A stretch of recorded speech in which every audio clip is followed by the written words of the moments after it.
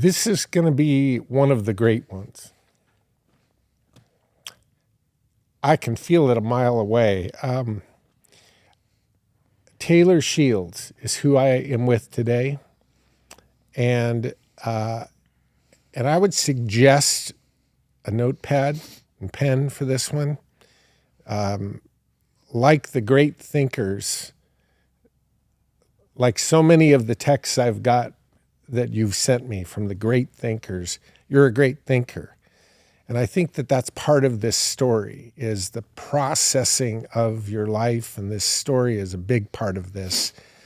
I'm privileged, Taylor, to be here with you. The podcast today starts more with a theme than a word, and the theme is this idea of pain and purpose. Pain leading to purpose, pain related to purpose. Pain and purpose are often bookends in life. And I can think of few better examples than your story. And so, first of all, driving all the way up here, from the airport is a nightmare on a Friday. But flying and delays, and this has been a long travel day to get here. And so thank you for being here, brother. It's a pleasure. Here we go. Yeah. Here we go. Let's start like I like to, in so many of these, to just the beginnings of where you were raised as a boy, your family, your parents, the surroundings, life in general. Let's go there and give me a set the stage of your life, would you? Okay, yeah, I would be happy to. I was born in Anacortes, not too far from here. Yeah. My parents lived on a liveaboard yacht in Anacortes Harbor. My dad lived on it for 10 years, and was very much had a love for adventure. Huh. And that lifestyle doesn't last very long when you have a newborn living on a boat. So time to be land dwellers after that. But I grew up in Anacortes and then in Cedro Woolley until about the second grade, and then ended up moving to the Idaho area to be closer to my grandmother, which I'm looking forward to being able to talk about her a little bit, because she was a big influence in my life. But I was an only child, am an only child, and an only grandchild. She was my only grandparent, and I was her only grandchild. And so, just needless to say, I was really the recipient of all of the love that my parents had and that my grandmother had through my whole childhood. You had their full attention. Yeah. That's really rare. Not just the only child, but the only grandkid, right, and the only grandparent. Yeah. It is a special bond. Wow. Yeah. Yeah. What part of Idaho? Where did you move to Idaho? The Treasure Valley area. Yep. Yeah. Just a little bit south of Boise and Right. in Nampa. Yep. Yeah. Absolutely. Yeah. And that's where I went to high school and middle school. Right. Yeah. Yeah. Tell me about do you remember those early years on the boat? Do you remember anything about the boat? I was so young that I don't have any specific memories of the boat, but we would revisit that lifestyle with family vacations of chartering a boat, and my dad putting his captain's hat back on and right, and going around the San Juans. Wow. So. That when I hear that somebody did that for 10 years, it's kind of like say no more. You know what I mean? You just paint such a perfect picture of that person. That normal sucks. The life of living on a boat and that immediate, I just unrope and I go. Every weekend. Oh my gosh. Let's go find what the islands have in store. Unbelievable. Yeah. Wow. And your mom, was that something that she lived on the boat? How long were they together before you came along? Oh, that is a good question. So my parents met in college. They were in their early 20s and got married, and were married for like 3 or 5 years and separated. Huh. And then lived 13 years, give or take, apart. Wow. Neither one of them having a child. My dad did have a stepson during that time. And then they got back together. My mom was 39 and they were together for a year. And then she had me when she was 40. And it was like they're both reconnected and, hey, we want to have a kid and we want to have Taylor. Wow. And then I came along. So I was like right there towards there's not much distance left to have a child. Right. And so it was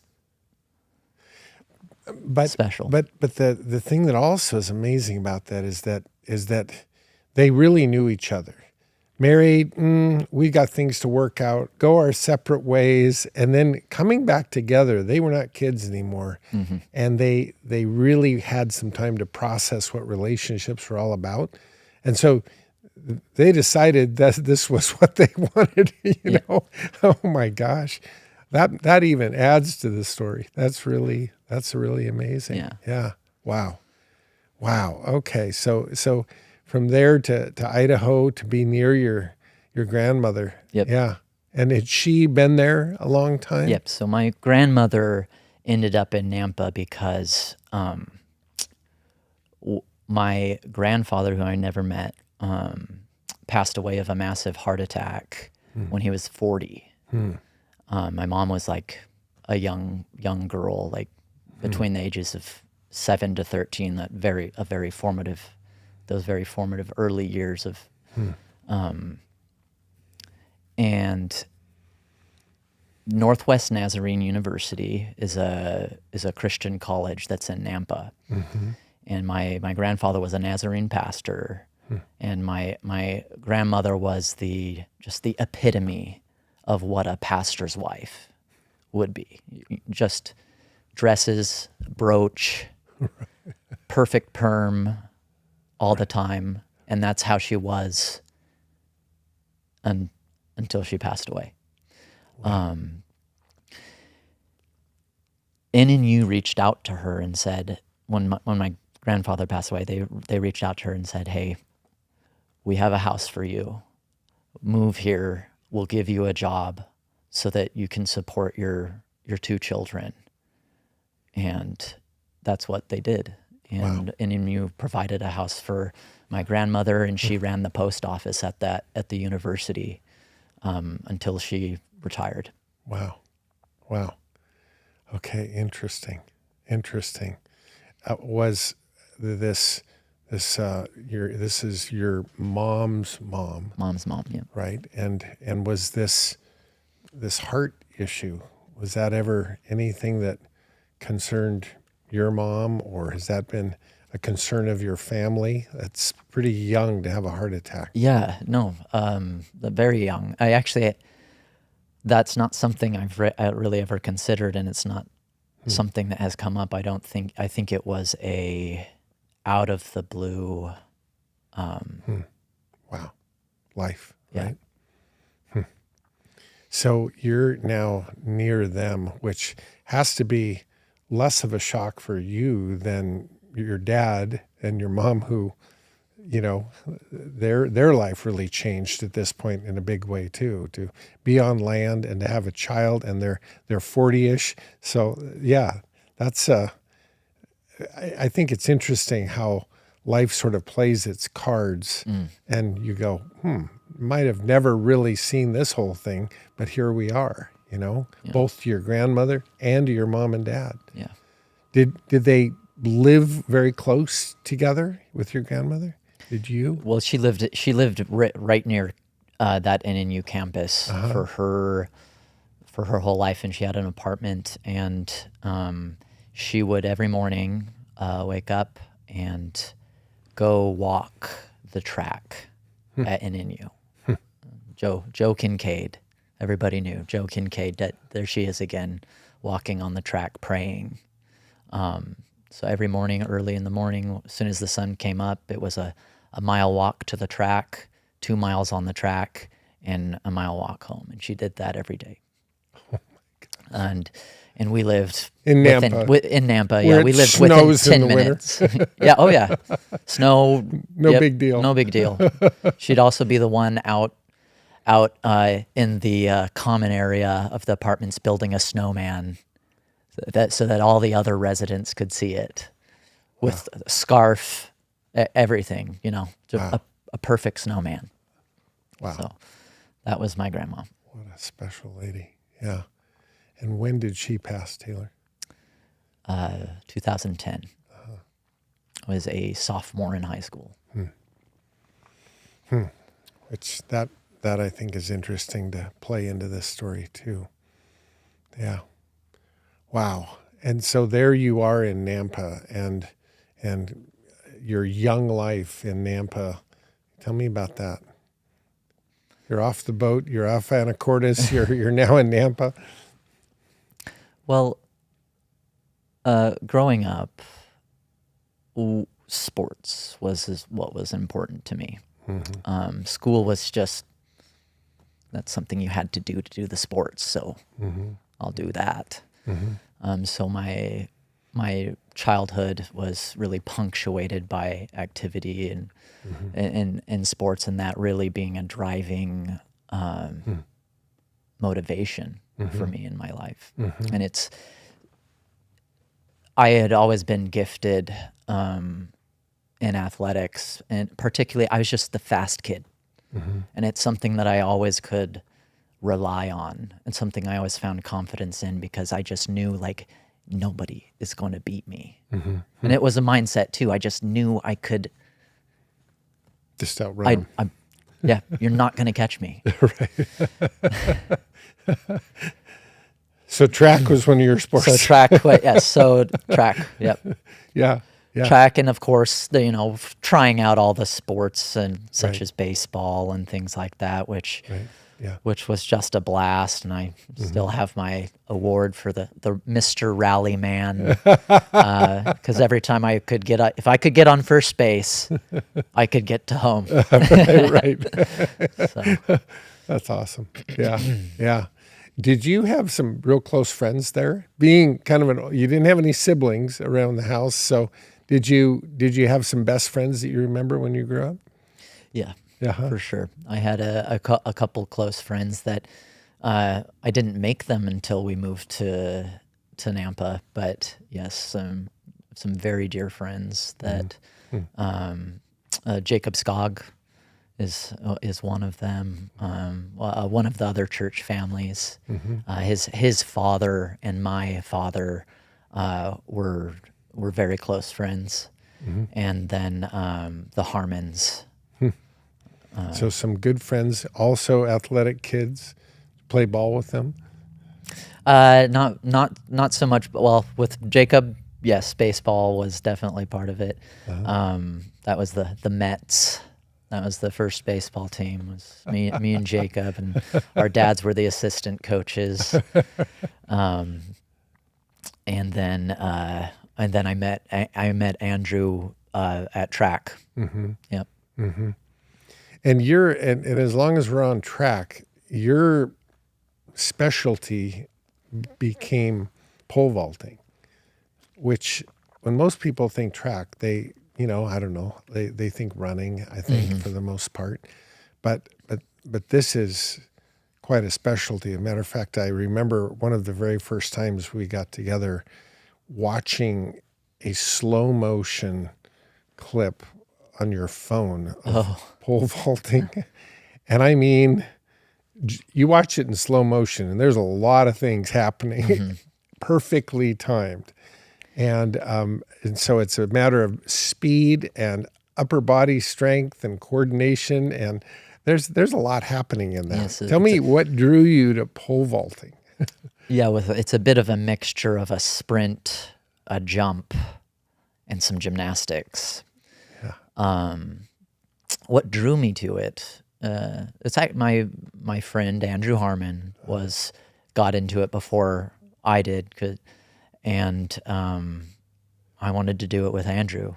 Yeah. And so I started vaulting as well. Where initially I was the like middle distance sprints, like the 400-meter dash, and that was still a specialty.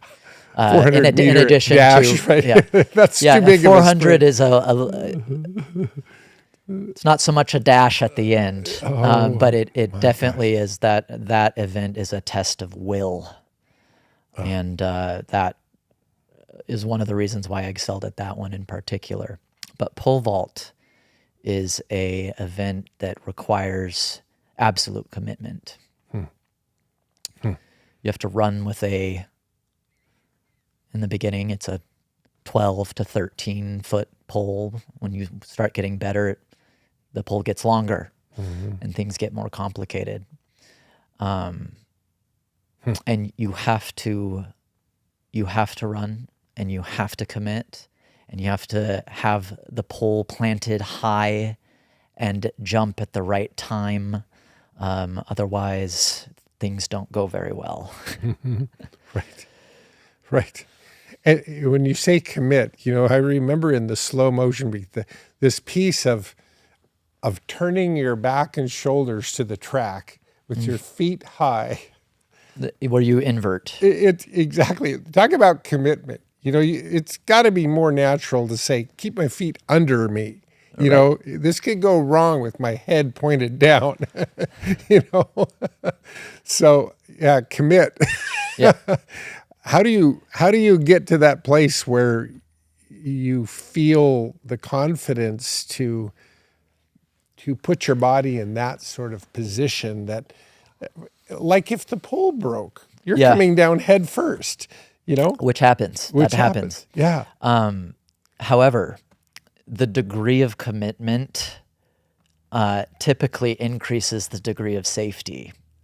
And the reason for that is if you have enough forward momentum, you end up landing in the pit. Right.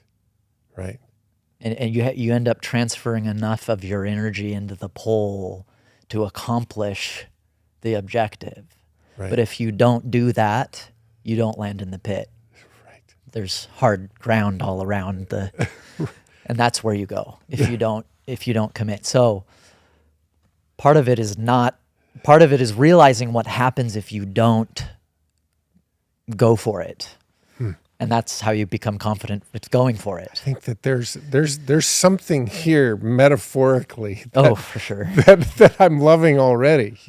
Yeah. I can think of several lines come to mind. I'd rather be hot or cold, but anywhere in the middle, not such a good thing, right?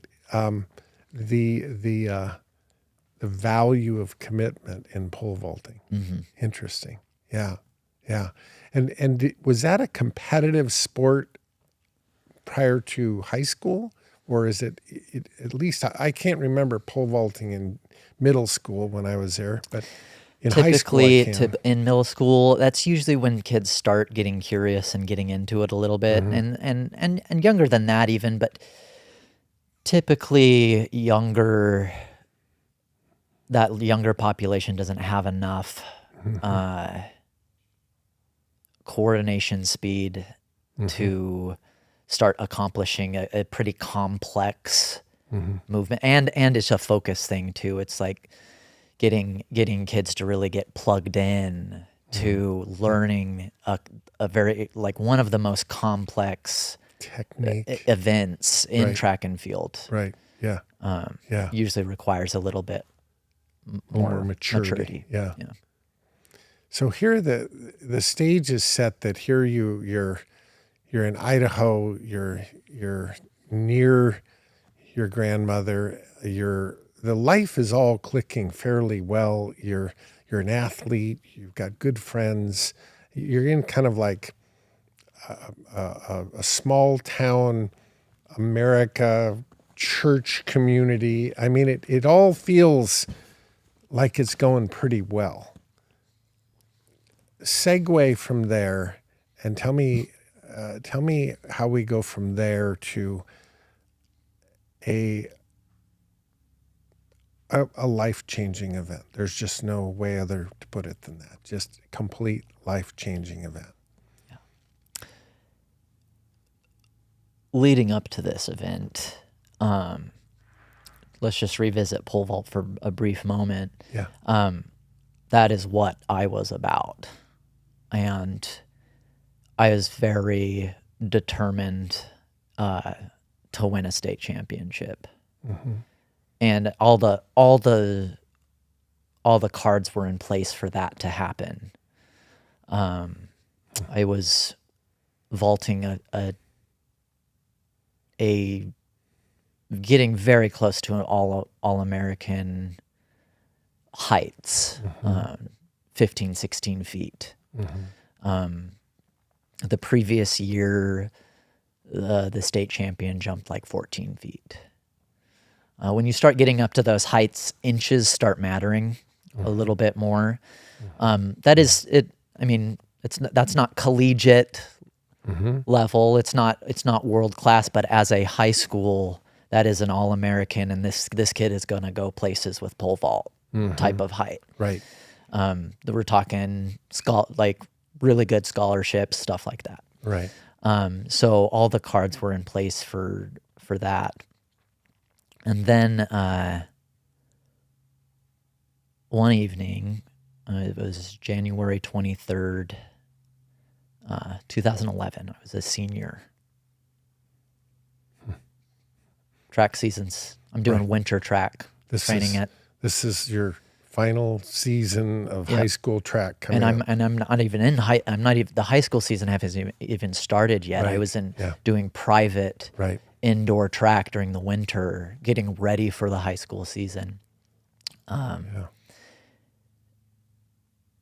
I was lighting a pellet stove with a mixture of nitromethane and methanol, which is it's a racing fuel mixture. That's what that is. It's significantly more reactive than gasoline. Nitro specifically is like 1,000 degrees hotter. So it's dangerous. The reason I had that was, let's just revisit my dad for a second. He was the fun guy. We always had toys. My dad always had a new toy. There's just always something to show his friends, or we'll go have a dinner party and Don's got something new. Or let's go check it out. Right. Well, in this case, it was an RC car, motor with a motor. It'd go like 60 miles an hour, and that was one of my toys. So it ran off of nitromethane and methanol. So I happened to have this fuel, and the igniter on the pellet stove was broken. So I used that instead, and I had done this several times, so it didn't seem like, oh, I'm playing with fire. There's actually, in my mind, it's just there's some utility to it. Right. This is nearby. I could just use this real quick. Not a big deal. Well, it was a big deal because the stove had gone out. I'd previously attempted to light it once, and to my touch, I didn't feel that there was any embers left. It wasn't really all that hot. So I threw another handful of pellets in there and a little more fuel. Grabbed the jug, the 1 gallon jug of this racing fuel, and went to slosh that on the pellet stove, and it ignited, engulfing me in flames. So your plan was to sort of throw some of this in there and then stand back and throw a match or whatever. But what happened is there were embers there that ignited when you didn't expect it. So you had the gallon jug in your hand, yes, and it followed it up, and all of a sudden you're on fire. I'm on fire. Was anybody around? Were you by yourself? I was home alone. I was home alone. My mom had just left for the store and my dad was out of town. January. Yeah. In Idaho. It's cold. It's cold out. Walk me through it. What did you know was happening? What did you see? What was your first? Did everything go in slow motion? Did you? You knew this was a major problem happening. I have to imagine. Yeah. So it was, you're instantly thrown into chaos and reaction. I don't remember seeing anything because my eyes were shut, and I don't know how long I was on fire for, but it felt like a really long time. And I was rolling around on the floor, just cathartic. The type of scream that I don't know if you've ever had this ever happen, where it comes out of you and you like the sound almost is foreign. Your own scream, that involuntary type of scream. And then the notion of am I dying? Am I dying? I had enough time to think, am I dying? And then to make a demand to God. Not, oh God, I'm on fire. It was a directive, like, oh God. Don't let this happen. And after a few moments, the initial ignition had worn off, and my skin was no longer on fire, just my clothes were. And so I was able to gain composure and rip the clothes off and throw them onto the floor. And as I look around, there's puddles of polyester, melted polyester, laying on the floor around me. My clothes are burning, and my skin looks something like if you took a plastic garbage bag and the first moment you threw it on a fire, what happens to the plastic? That's what my skin looked like. And my next thought was, well, I can't let the house burn down.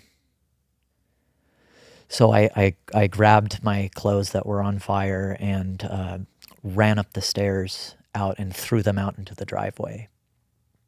And then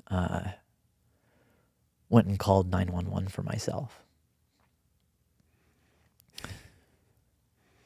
So you're in shock, but somehow, I guess it's great that number is so known and easy. You didn't have to remember, but you were able to get somebody on the phone. Yeah. And my first words were, I'm burnt really bad. I might pass out. I need help. And wow. Meanwhile, you're in shock. I grabbed a pair of boxers. I can't go outside naked. Right. And I walked out into the driveway, laid the phone on the trampoline, and crossed my arms and laid my head down on my arms and was talking to the operator, and then my mom pulls up in the driveway. She got back from the store, and I see her, and I grab my phone, and I'm walking with my legs spread apart and my hands held out, because the skin's hanging off of them, and I can feel the skin hanging off my face, and I can feel it hanging off my hands and my legs. I'm not trying not to rub my legs together as I'm walking towards my mother, who just got out of the car, and she's watching me approach her, and I'm saying, "Mom, is my face okay? Is my face okay?" And she looked at me and she said, "Yes, honey, your face is okay." And I gave her the phone, and she started talking with 911. And I laid down in the front yard, in the grass, and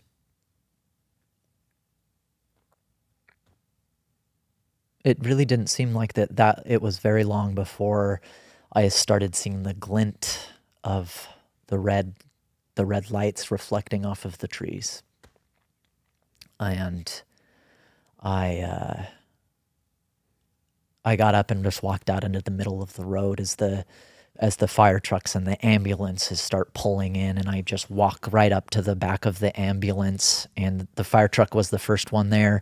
Firefighters were out. They were walking up next to me. The guys in the ambulance hadn't even got out yet, and the fire was opening the back door, and I was walking into the ambulance, and the guys in the back of the ambulance are, whoa.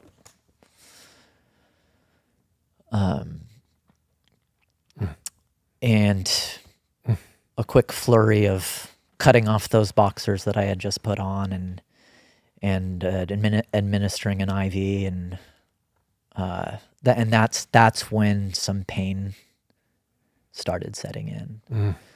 No memory of pain before that. It was just No. all shock. Yep. Oh my gosh. Incredible.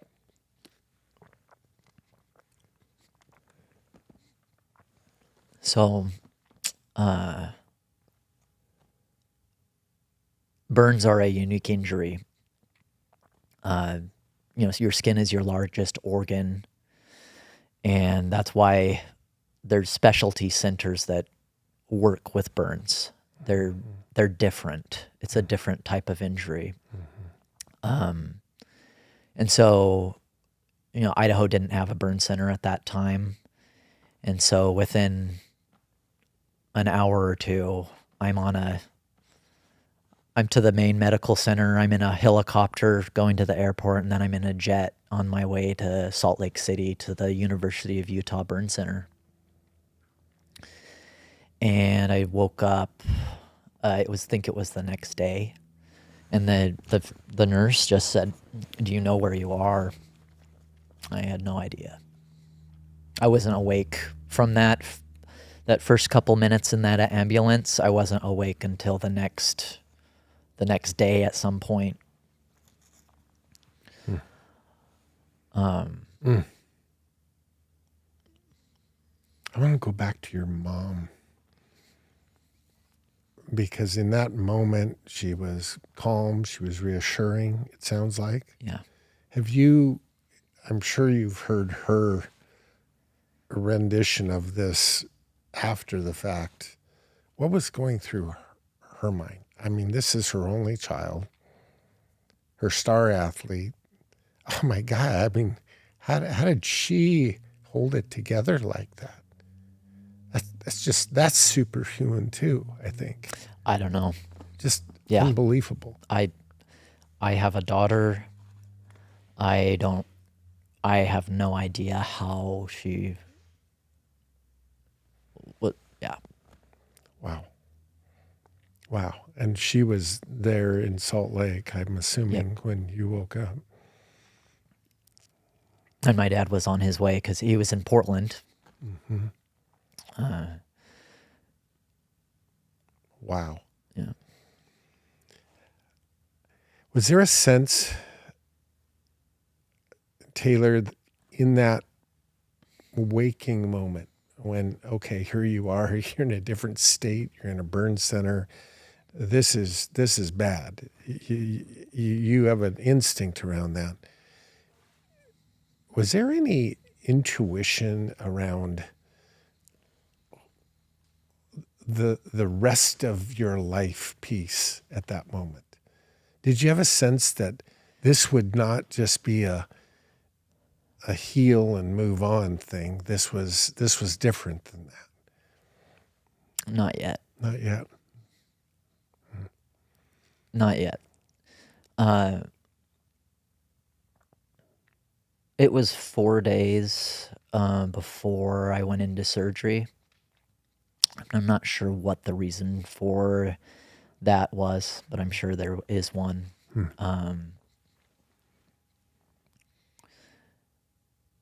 But things started to fall into place to set the stage for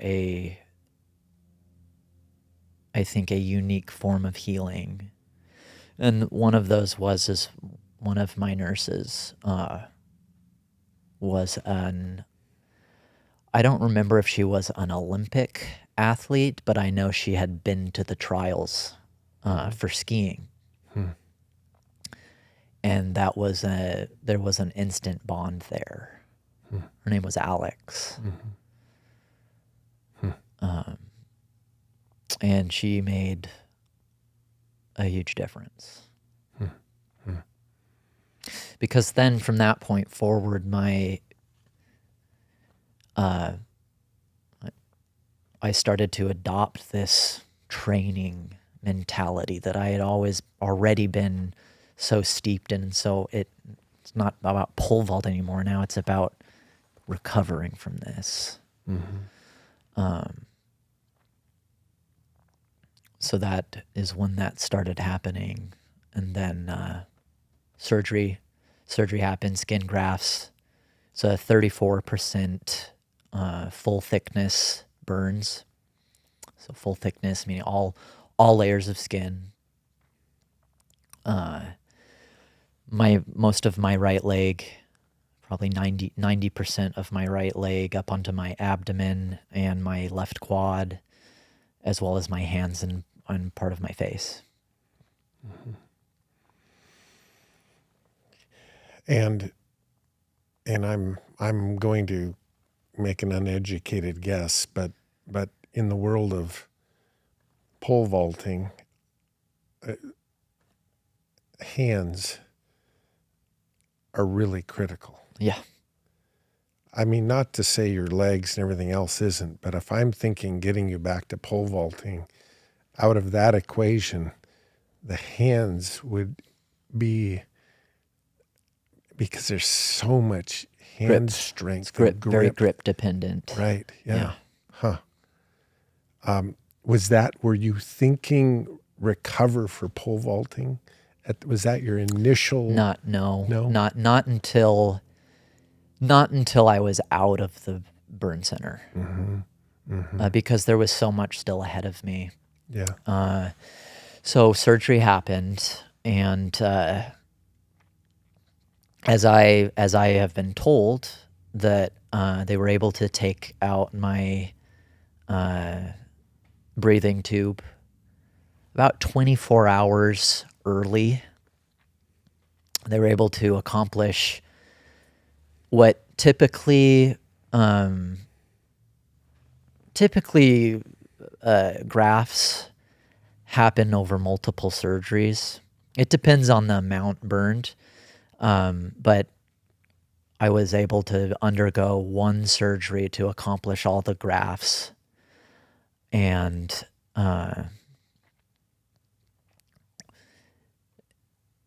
which was taken from my back in about 4-inch long strips that run the full length of my back, which, I mean, just strips of skin, and they perforate it so that they can stretch it to cover a larger area. That it becomes especially important if the burn percentage is really any higher than what I had. If it was any higher than what I had, we might not have enough skin. We're running out of material. Yeah, right. Right. So my back was the canvas for that, which is another injury. Of course. Another burn-like injury. Right. Yeah. So grafts, they're stapled on. Staples run the length down every seam of every graft, and it's really critical that there needs to be a period of time where your movement is pretty minimal until the grafts take. And so apparently I was trying to get out of my hospital bed prior to waking up. And me and 4 nurses had a wrestling match. And that's what Stephen relayed, which was the other nurse that made all the difference. Right. Which is an older gentleman with a great sense of humor. So recovery then starts. And let's just back up a little bit. And one of the influences in my life, and somebody that I had just had a fascination with, was Bruce Lee. I had every book about Bruce Lee. I've watched every movie about Bruce Lee at that time in my life. It was just, he was such a force, and such a personality, and he was a philosopher. And that side of him, his mind, is something that I wish more people understood, but that was a big part of my life. And you know, he has quotes of like, using no way as way, having no limitation as limitation. And those were things that I was constantly reminding myself in my athletic pursuits. And so, guess what was on the TV in my hospital room? Bruce Lee. On repeat. On repeat. Guess who was doing sit-ups in his hospital bed, watching Bruce Lee. Right. You know, an uncommon response to an uncommon situation is a normal response. And so that was my way of coping with it. I'm training now. I'm building myself back, and that mentality, at first it was just for me. It was just what I needed to do. I needed to do sit-ups in my hospital bed, and when I was able to stand for the first time, and just feeling so weak and barely being able to stand and having to use a walker, and then pretty soon I could walk around the hospital room, and pretty soon I could walk around the nurse's station, and then it was sit-ups and then laps, and then you know, every day there's therapy. Burns have to be stretched. And so there's nurses on both hands stretching your fingers to make sure they don't tighten. Painful. Yeah. I've got to imagine. Incredibly painful. Oh my gosh. But what's that over there in the corner? Is that a pull-up bar? Well, we don't think you should probably do that. It's going to be really painful. Well, that's exactly why I want to do it. Right. And you would at least in part credit some of this mental tenacity to your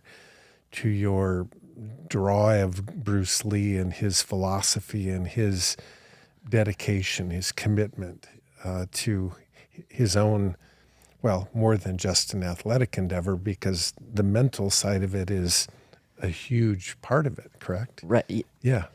His tenacity with training his own body, and was so motivating for me. I mean, I had pictures of Bruce Lee inside my locker, and I had that quote using no way as way, no limitation is limitation.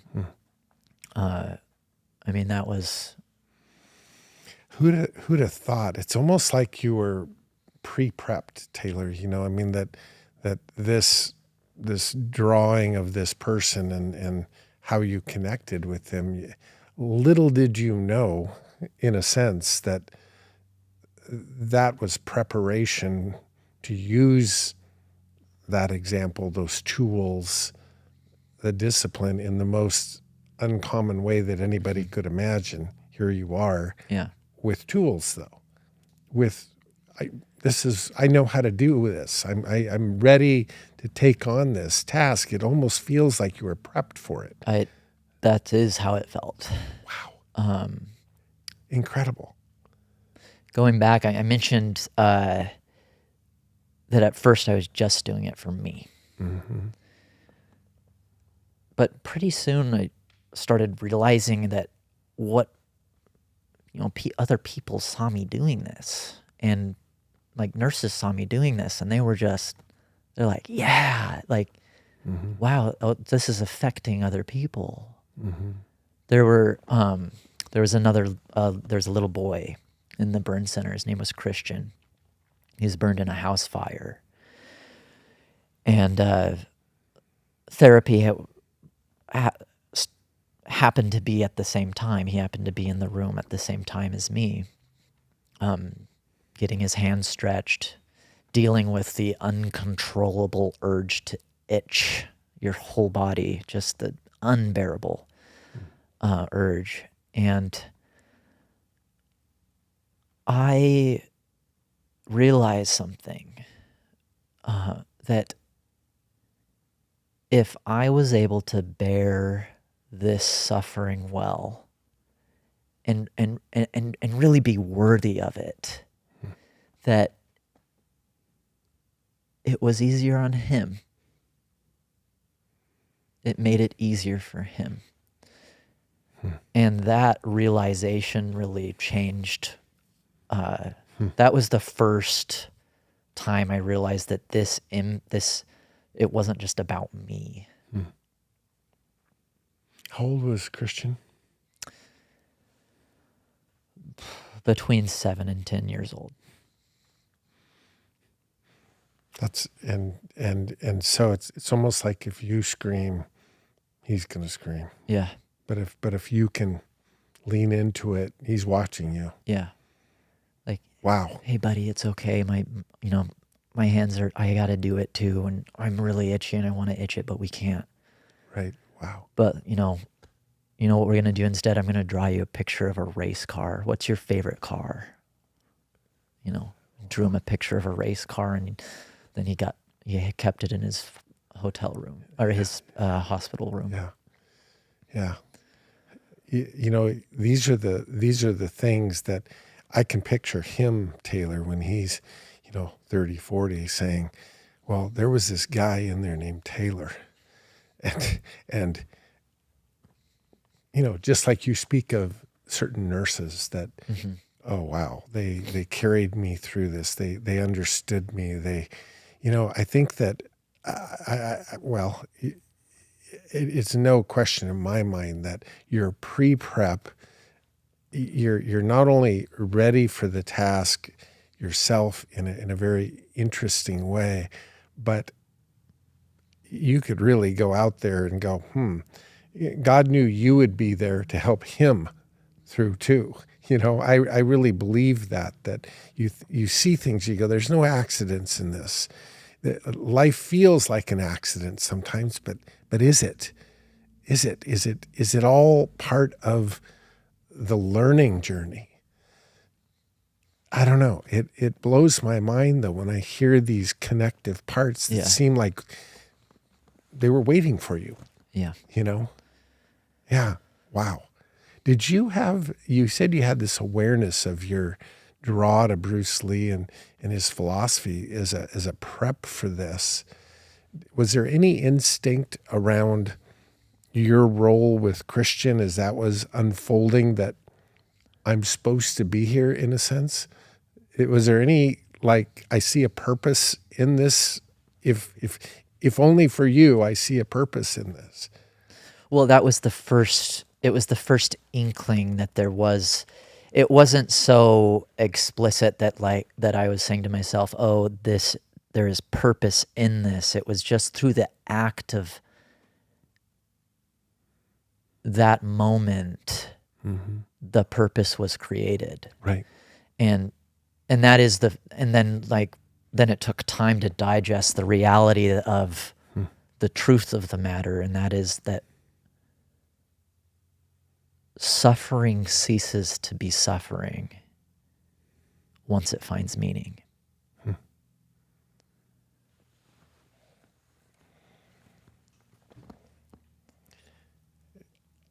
Oh, I almost want to freeze that and just sit on it for a minute. It's so said a different way, that there's a choice in there. Yeah. We have you're in control choose. of, is it suffering? Not or not, in a sense.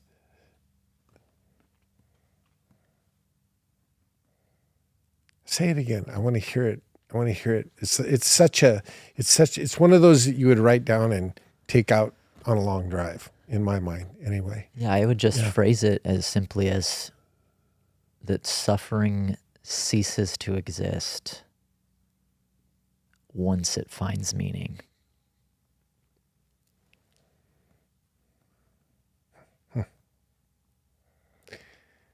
Quite honestly, I think we could, which we're not going to, but I honestly think we could just stop right here and go, hey, there you go. Process that. Think on that.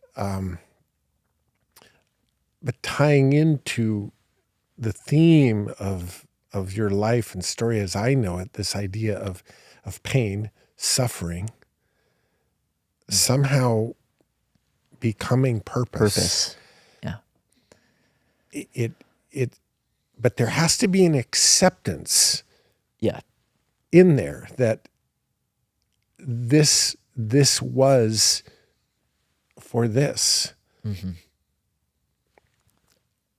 And I think that this acceptance of suffering of any kind is what the hang up is.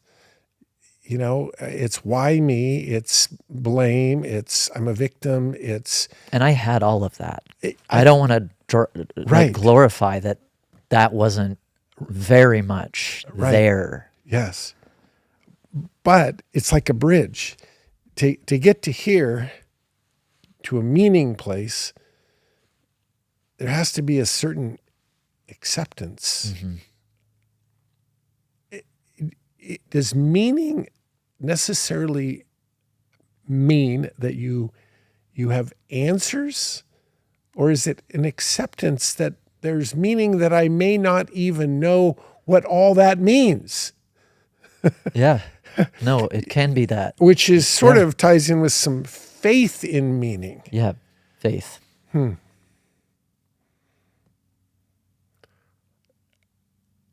That's this is really, really profound, because what I would say, fast forward, Taylor, the adult that I know that's sitting here right now has no sign that I can pick up on in any way, shape, or form of bitterness or anger or resentment of this situation. It's not only acceptance, it's like embrace. Yeah.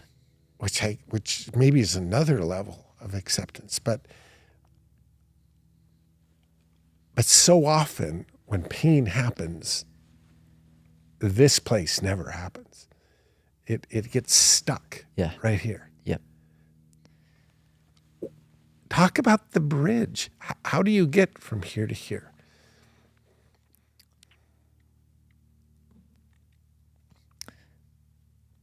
How did you get from here to here?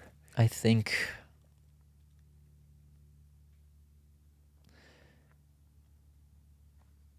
there was some luck involved with that. But the hard wiring, I'll tell a story. Bruce Lee had a story where he severely injured his back, like to the point of like, your career is over. You can't do martial arts anymore. You can't be in movies anymore. You might, we might be talking wheelchair level, like lumbar spine issue. He was working out, and he adopted something he would tell himself. And I have a book, and I'll share it with you later. And it's called Striking Thoughts, and it's just a collection of his musings to himself, his things that he wrote in his journal, and the concept is just 2 words: walk on.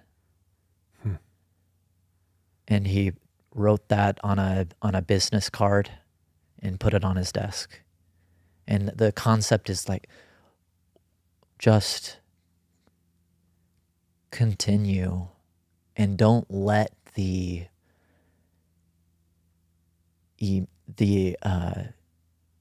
negative emotions of this situation dam up the outlet of your experience now.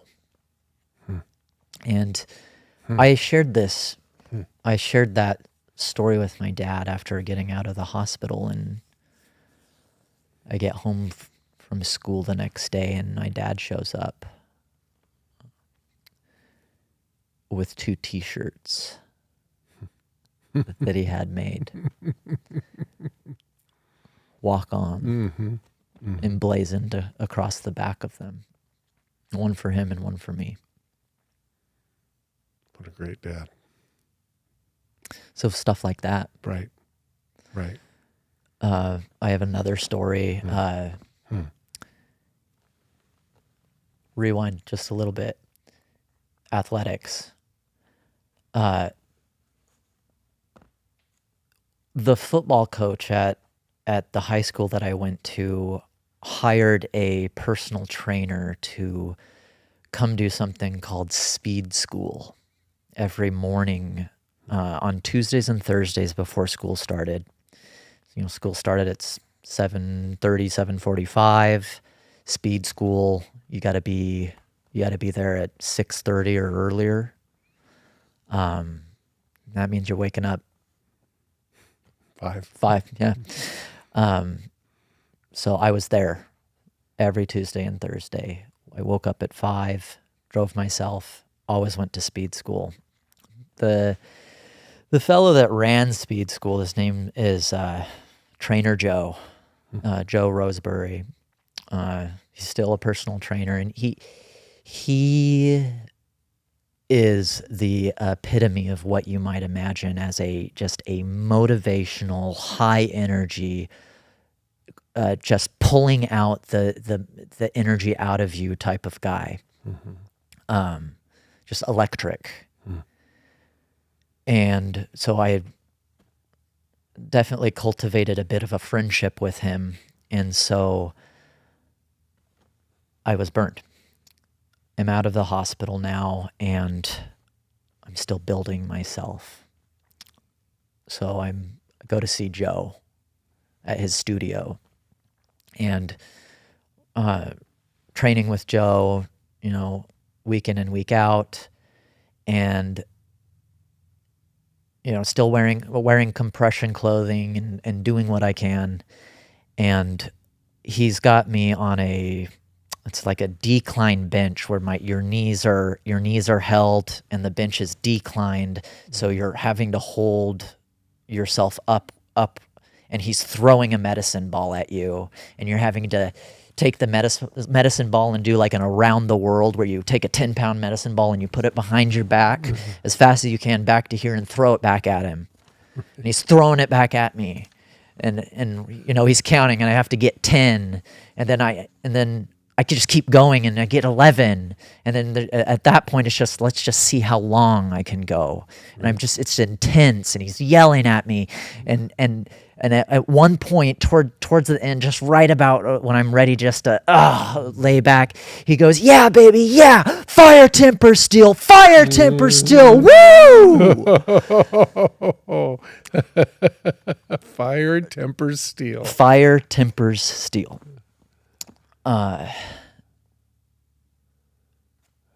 Moments like that. Right.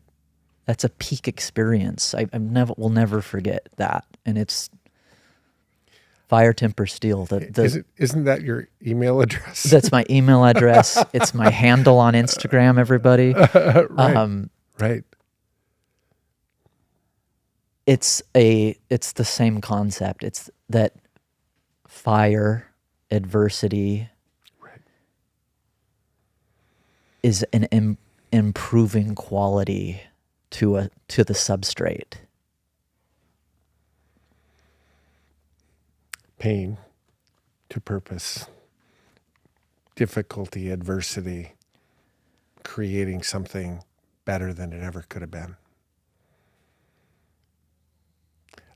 Amazing that literally in the recovery, right out of the hospital, you are now on a new mission.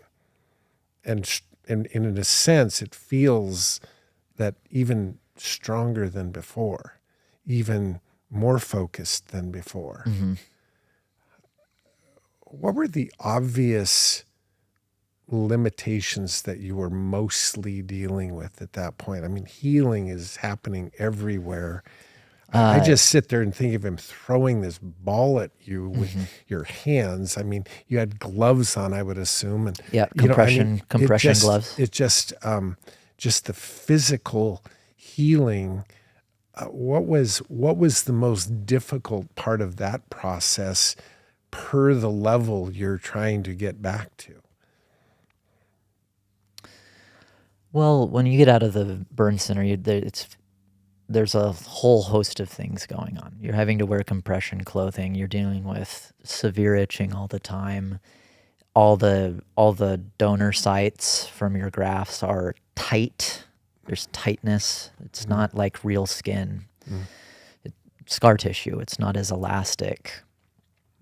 So there's tightness. There's nerve pain.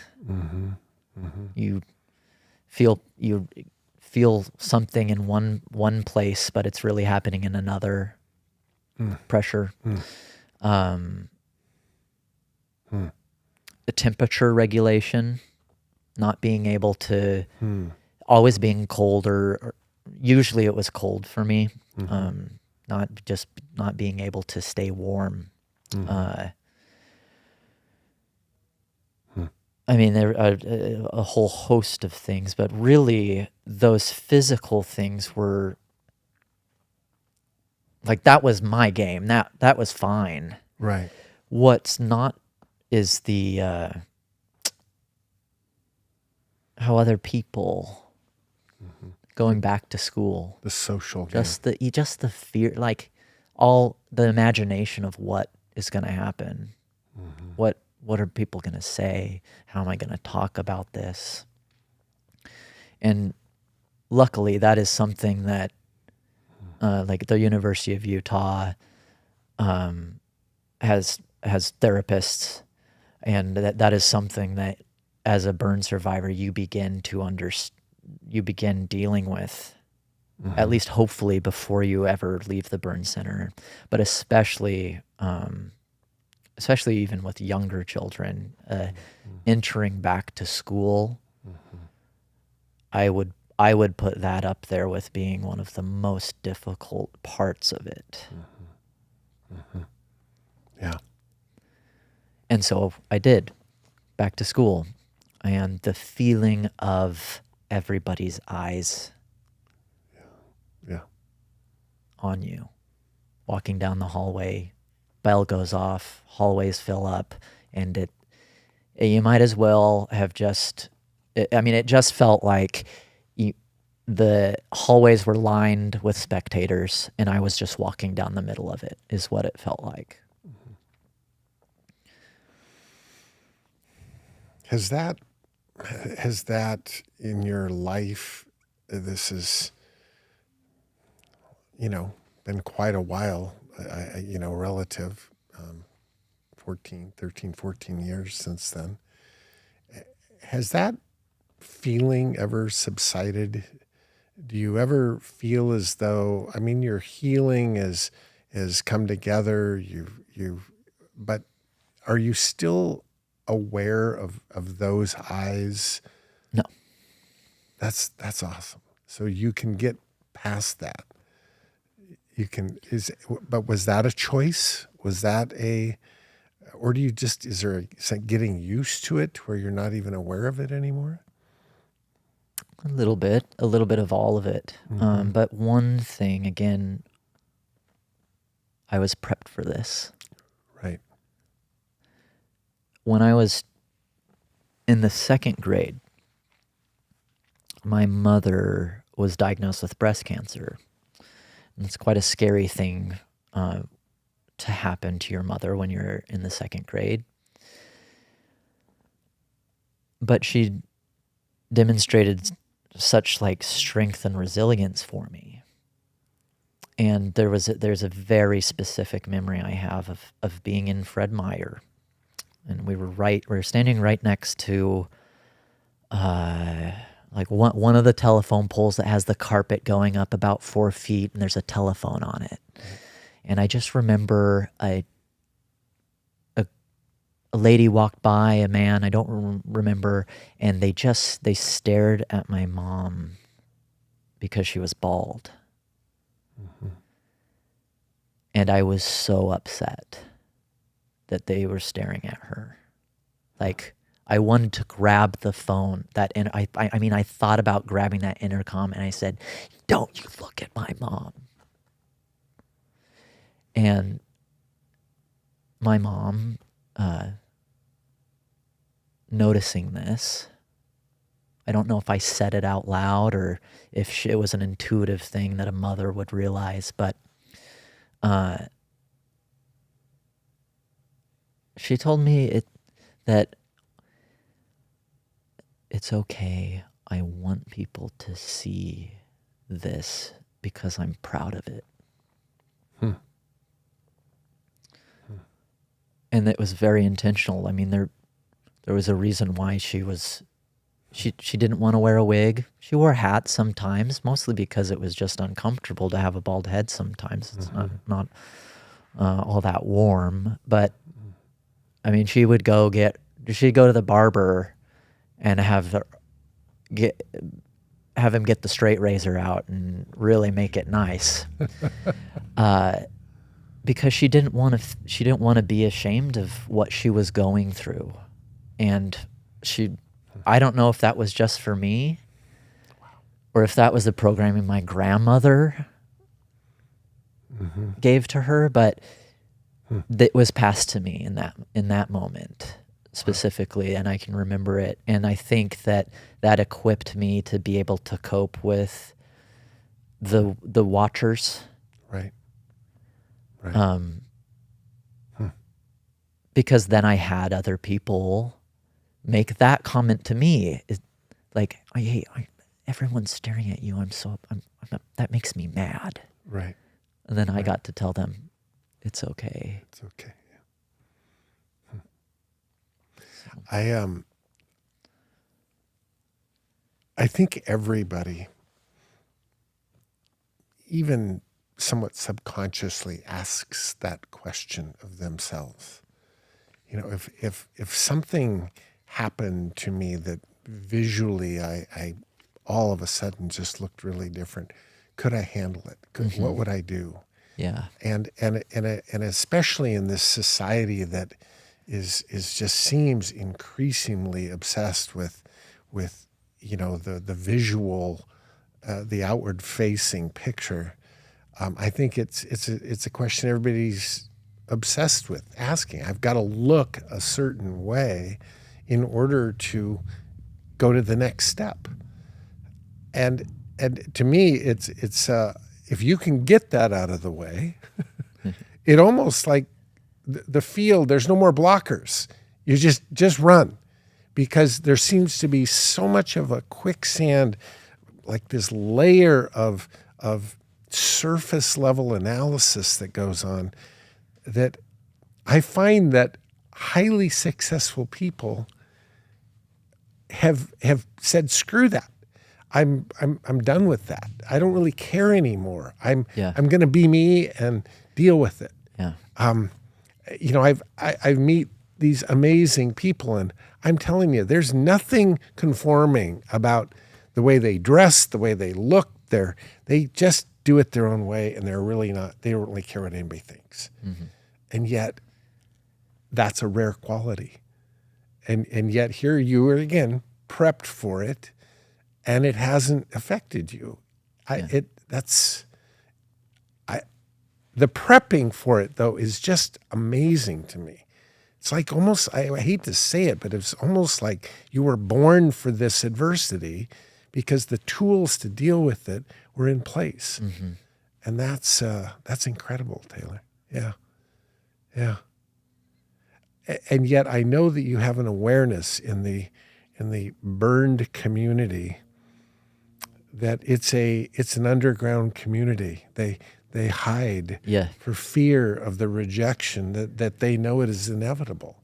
It has the largest suicide rate of any population per capita.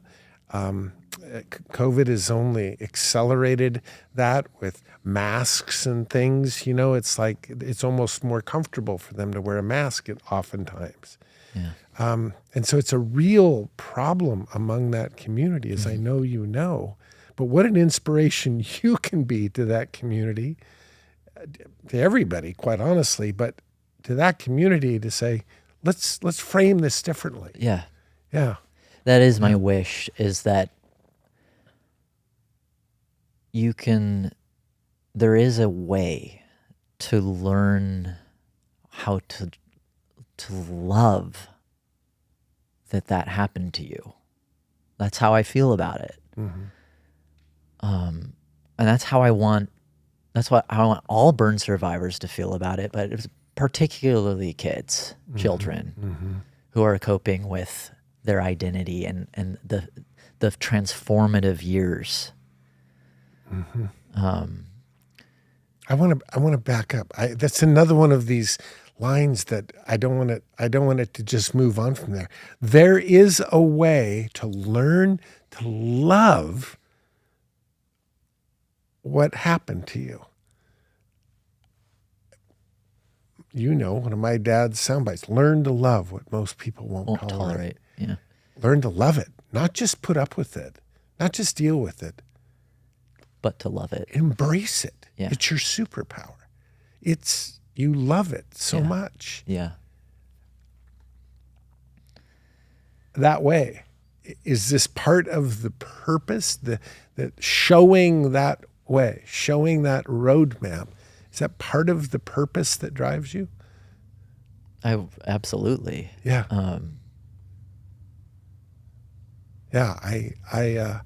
I've seen that. Your heart for that.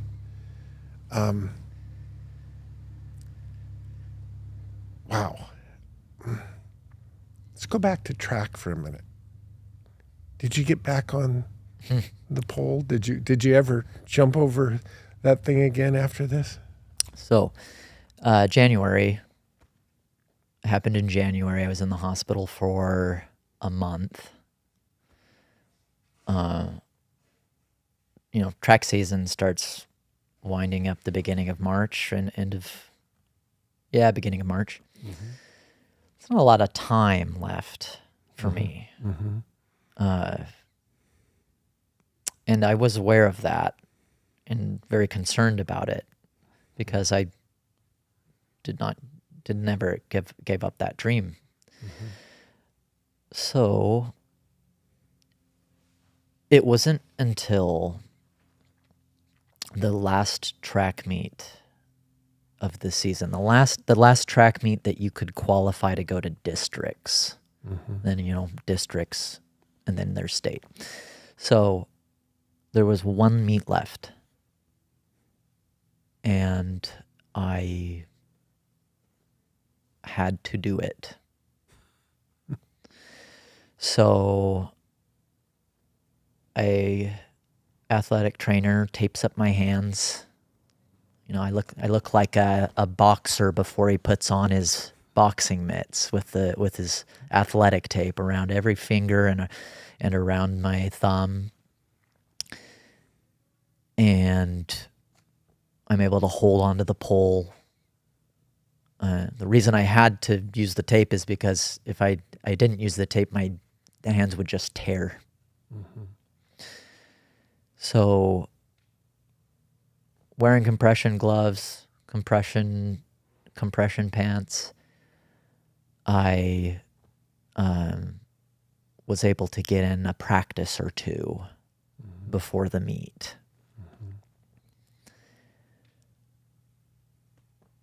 We go to the meet, and I attempt my vaults. You get 3. If you make one of the 3, you get to go up to the next height. It's usually in 6-inch increments until a certain point, and then if you're the last man standing, you get to pick the increments. So I don't know, the bar's pretty low, because I was just not anywhere capable of what I was formerly.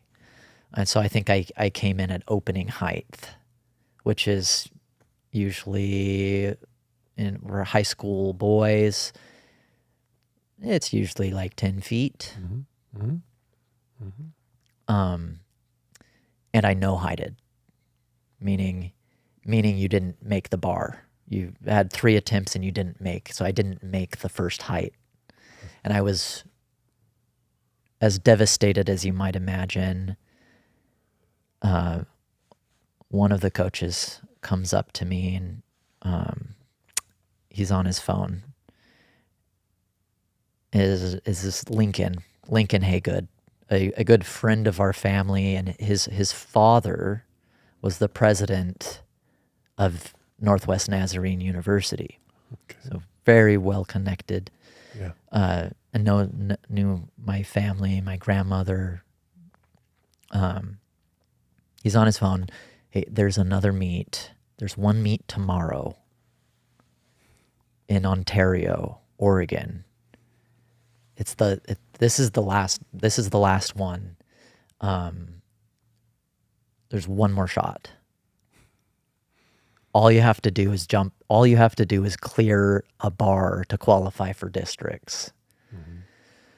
So this is on Saturday. It's kind of atypical to have a high school. At least it was. It seemed like it. The meet was on meet. I was disqualified at was on a Friday. This meet was on a Saturday. So Saturday morning, I meet my pole vault coach at the field. Just me. And just my coach. And we get up one more practice in, and then my dad shows up with Lincoln, and we get in the car and we drive to Ontario, which is about a 45 minute drive from Nampa. And there's a meet. And so long story short, I end up getting second place and jumping like 11 and a half feet, which, I mean, there's a lot of freshmen, sophomore that can't jump 11 and a half feet. It's not nothing to write home about, but when you're fresh out of a burn center, right, wearing compression clothes, you have a bandage on your ear, and all the other competitors are asking you, "Did you get in a fight? Did you get attacked by a dog? What?" Right. It's something to be proud of. Yeah. And that got you 2 states. That got me to districts, right. Which then I no-heighted at districts and didn't make it to state, but I still did it. Yeah. And sometimes that's it. Well, how did it go? Did you win? No, but I did it. Yeah. I did it. I was there. I gave it everything I had. In this situation, in these conditions, who would have said that's even possible? Mm-hmm. I think that's amazing. I really do. And I know that there were aspirations after that to go to college and keep going, right? And I did. Heal up and I go. continued, and I went on to jump over 14 feet. Right. And life took me then in a different direction out of college and out of college athletics. Yeah. But I did continue, and my hands were always taped, and it was just they're just some scratches, some bleeding. It's all right. It was worth it. You can deal with that. Yeah. Right. Oh man. So how did, I know this is a radical segue, but the fire tempers steel. Mm-hmm. You have become known over the last many years as being an incredibly talented knife maker. Now, I know there's a different name for that. A bladesmith. A bladesmith. But what little I know about being a bladesmith is that you're heating up steel in a very hot flame, and you're pounding steel. Yeah. If this can't be just coincidental that you decided to go into this. Well, it is a little bit. Is it? I just blows my mind. You can't make this up. So I'll tell the story of how this happened. Yeah. I was listening to a podcast, the Tim Ferriss Show. Mm-hmm. Title of the podcast, The Alien of Extraordinary Ability. What's that? So I'm listening to the podcast, and it's an interview with Murray Carter. This, as his title is, it's the Murray Carter, the 17th generation Yoshimoto bladesmith, whose shop at the time was in Hillsboro, Oregon, about 5 minutes away from where I was listening to the podcast. So that day, upon conclusion of listening to this interview on the Tim Ferriss Show, which is something I listened to quite frequently and was quite surprised to hear about this bladesmith being interviewed, that happened to be 5 minutes away. So I was at that shop that day, because knives are cool. What man doesn't like knives? So went to the shop, just said, "Hey, I just listened to the podcast. This is amazing. I didn't even know you were here." I was picturing something so much bigger. Like, it just sounded so grand. I just thought that, and Murray kind of just said, "Well, that's what they say about Tom Cruise too." And so, I meet Murray, and I get the tour of the bladesmithing shop, and it's traditional Japanese bladesmithing. Primarily kitchen knives and some outdoor knives. And I just was so captivated by it, and then kept visiting the shop then every couple of weeks, taking my father into the shop, and just made acquaintance with Murray and some of the guys at the shop. And one time I was in there with my dad, and my dad says to Murray, like, elbows him a little bit. He's like, "Hey, do you do classes or anything?" Murray's like, yeah, I'd be happy to do a class. And my dad was like, do you want to trade something? And Murray's like, "Well, what do you got?" my dad's like, well, I collect these pistols. They're a Remington Model 51. It's the first semi-automatic pistol that Remington ever manufactured between 1919 and 1924, and my dad knew everything about them, and he had about 50. He really got into it. Yeah. And Marie's like, well, what are they worth? I mean, the class is this much. If you want to trade a couple pistols that equal I might be interested in doing that, but I'd like to look at them first. So my dad, without me knowing, I didn't know what was going on yet. He swings by the shop and just drops off 2 pistols in the office and leaves. An offer no one could refuse because he's not there to refuse it. Right. And then my dad shows back up, asks Marie, hey, so what do you think? Marie's like, what do I think about what? He's like, the pistols. He's like, oh, the pistols. Yeah, you were the one that just left those in the office. Right. Might want to leave a note. Yeah. So that's how it happened. I took a class then with Marie, and at lunch he said, I think you could be good at this.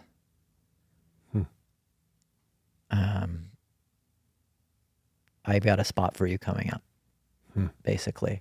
And at that time I said, I would like to do that. Wow. How long My ago father was didn't. that? Well, that was 6 years ago. Yeah, I was going to say 5 or 6 years. Yeah. My father didn't know what he had done yet. He thought it was just a class. He didn't think that I would be, at that time, leaving the family business to become a bladesmith. How are you even gonna make money making knives? How are you gonna make a living doing that? Yeah. And the family business was commercial industrial painting. As my dad was a painting contractor his whole life.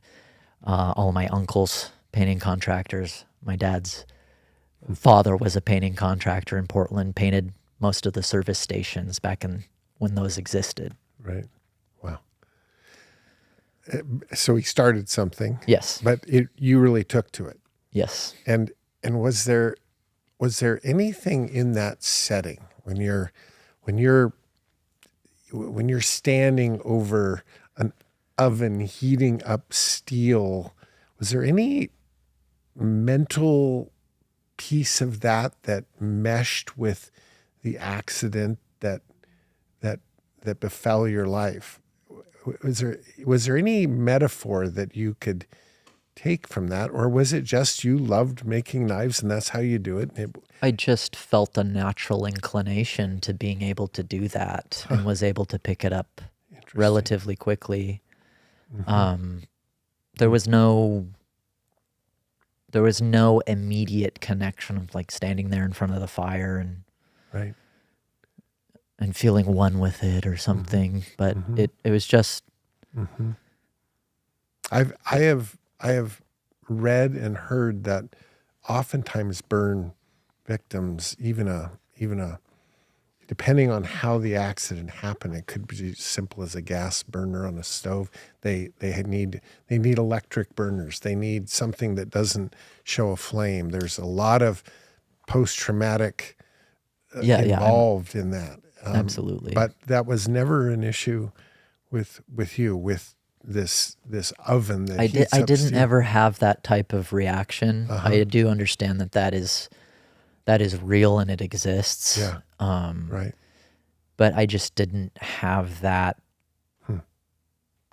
that feeling. I mean, there were times after getting out of the burn center where seeing a flame or something like that would kind of stand the hairs up on my back a few times, or smelling a certain smell of something burning. I've never heard anyone speak of recovery that way. It's always been in the frame of how do you deal with this? How do you get through this? How do you navigate the difficulty to get to the next day, to move forward, to be useful, productive, etc.? But never have I ever heard any sort of recovery ever stating that the goal is to love what happened to you because of the bridge it's created to a better, more amazing, more fulfilling life. I've never heard that be the order of service, the goal. And I think that is just it's totally different. It's not just survival, it's abundance. I think it's the absolute core of healing.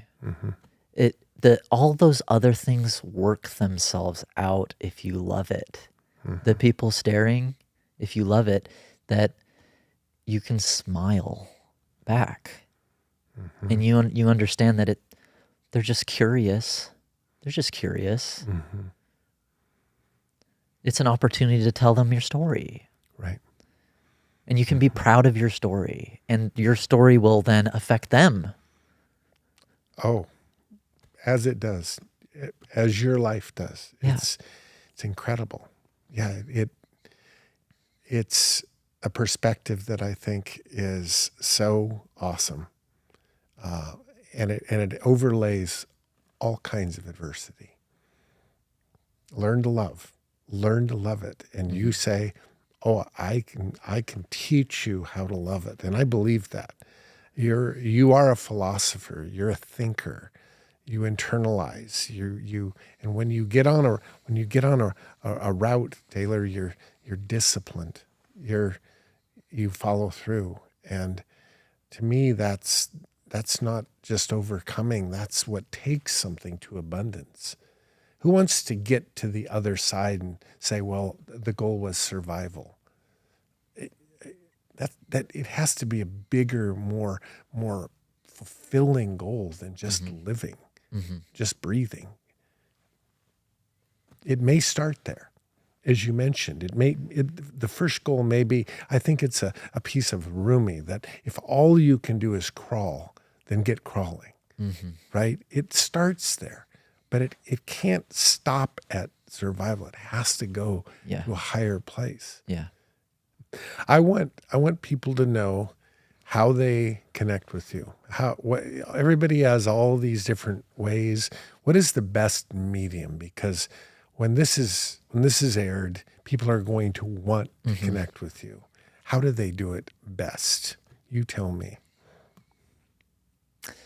Well, I would love to hear from people. I think the best way, I'm on Facebook and Instagram.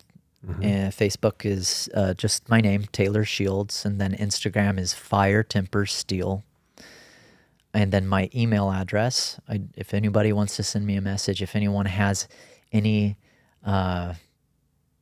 comments, or they want to have a conversation, or they want to impart any insight that I may have sparked, I really would love to hear that. My email address is firetempersteel@gmail.com. And I'll get those to you.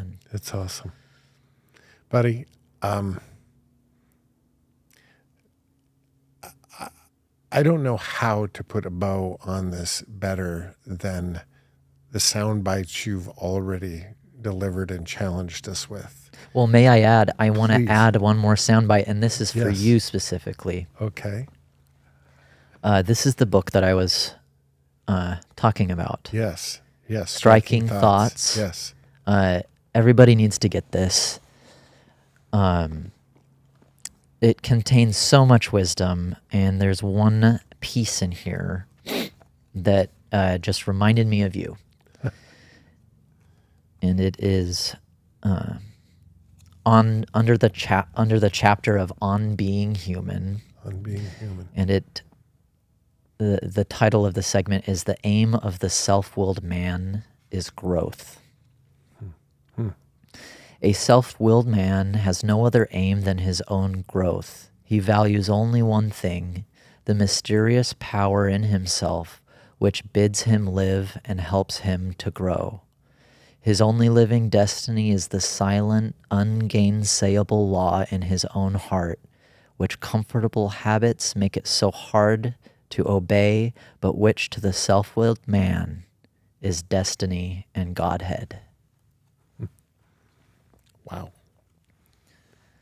Growth, being the grail. Mm-hmm. Mm-hmm. And growth usually involves pain. Yeah.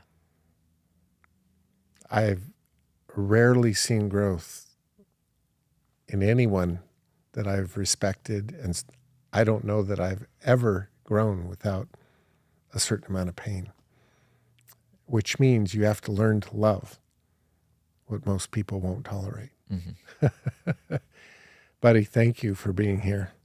And we're going to get to spend a little bit more time tomorrow on the trip. Mm-hmm. But for all of you listening in, I hope that you have written down a few of these. If not, rewind, listen again, because there are a few lines that what I would call deep ocean thoughts, where you literally lose sight of land and you think so deeply that you're never the same once you process. Thank you, Taylor, for sharing your story. And thank you for being with us. God bless.